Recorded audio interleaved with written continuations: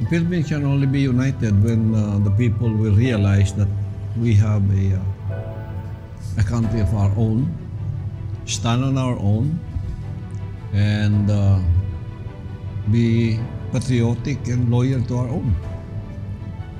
So there are points of division in democracy, like dialogues and everything, you know.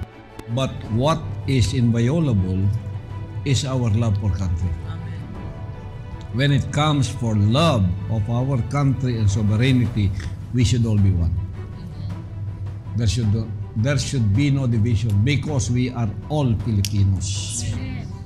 Pagdating dyan sa pag-ibig sa ating bansa, sa pagtayo sa ating bansa, huwag natin ipahiya si Jose Rizal, sila Bonifacio. Namatay sila nang dahil tayo ay magkaroon ng sariling soberenya. Pagdating dyan, huwag dapat tayong hawakan o pakialaman ng iba. Tumayo tayo sa sarili natin.